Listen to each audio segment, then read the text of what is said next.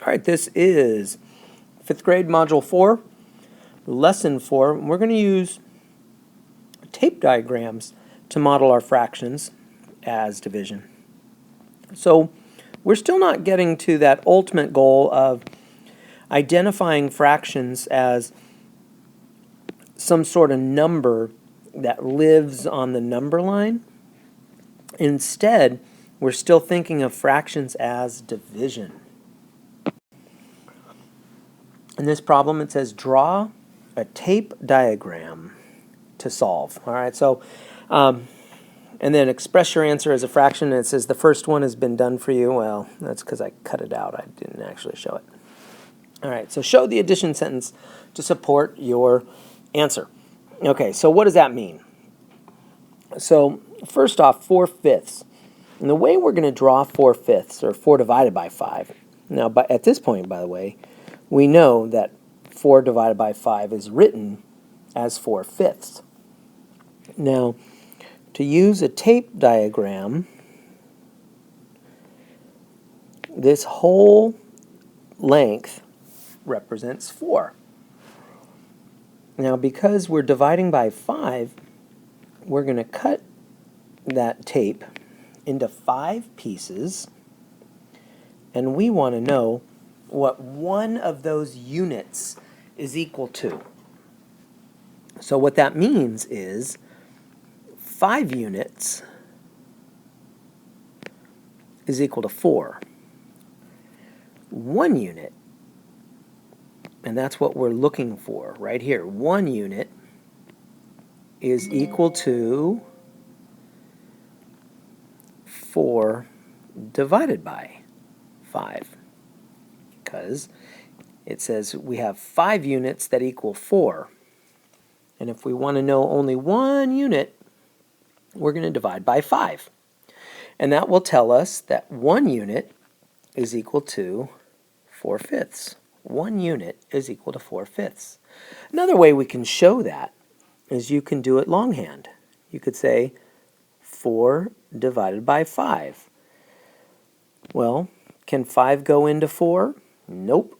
So you put a 0, and if we wanted to, we can multiply. 0 times 5 is 0. You subtract, you get 4 left over. So our answer is 0 and 4/5. That's another way to show it. And then the last thing is we need to check it. How do we know that we're right? Okay, so check. Well, if I think right here, 5 goes into 4, 0 and 4/5 times. If I multiply these two, 5 times 4/5, I should get 4. So let's check it. So 5 times 4/5. So since we haven't learned how to multiply yet, multiply fractions, I'm going to add 4/5 plus 4/5 plus 4/5 plus 4/5 plus 4/5. Now if I add all the numerators up, 4 plus 4 plus 4 plus 4 plus 4, I get 20/5. And 20 divided by 5, or 20/5, equals 4. So therefore, I'm right.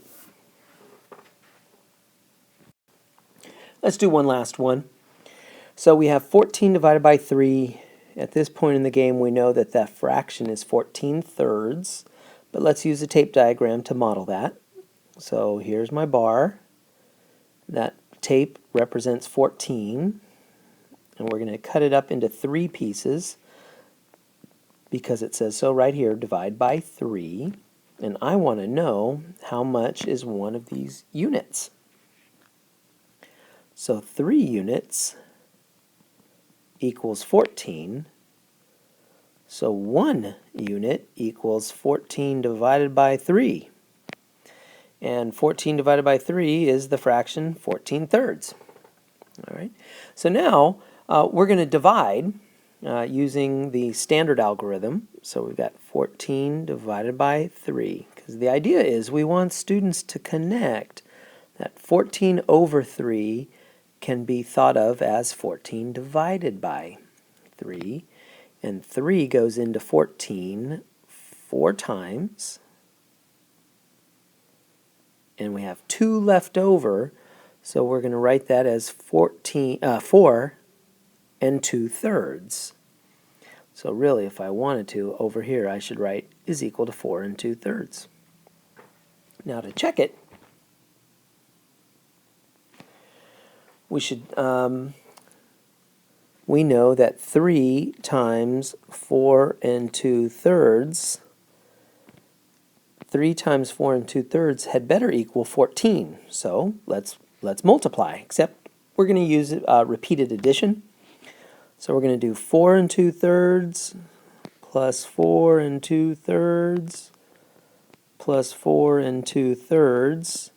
Adding the whole numbers, we get 12, plus adding the fractions, 2/3 plus 2/3 plus 2/3, so 2 plus 2 plus 2. That's 6. 6/3. And 12 is 12, but 6/3 is equal to 2. And then 12 plus 2 is 14. And sure enough, that's exactly what we wanted it to equal. And so the point of this, teachers and parents, is for students to connect fractions or division when written like this, or as an improper fraction, or written as, with the house. I don't know what to call that. With the house, that longhand division right here. We want students to connect these things. And notice here, you've got 14 comes first, right? 14 divided by 3. But then when you go over here, you get the 14 comes second. So students, this kind of freaks out a lot of students, that 14 divided by 3 and then 14 divided by 3. But a lot of students want to call this 3 divided by 14 because it's in order here, 14 divided by 3. But over here you have to kind of say it backwards from the way it's written, 14 divided by 3. All right, we're going to continue making those connections between all the ways of thinking about this. So you've got your fraction, 7 halves, or 7 over 2. So the division would be 7 divided by 2.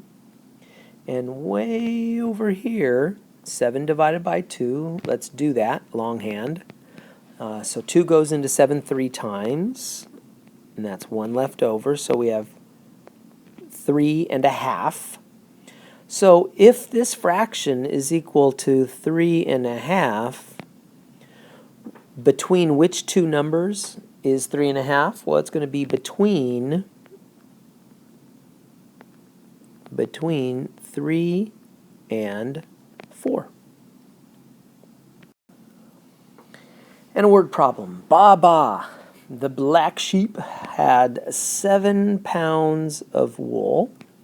If he separated the wool into 3 bags, each holding the same amount, so this means we're going to divide, because division gives us equal amounts. How much wool would be in 2 bags? So first thing I'm going to do is I'm going to draw the tape diagram of what's going on. So we've got, here's our tape, and that represents the 7 pounds of wool. And because it says he separated it into 3 equal bags, I'm going to do that. And so we can see that 1 unit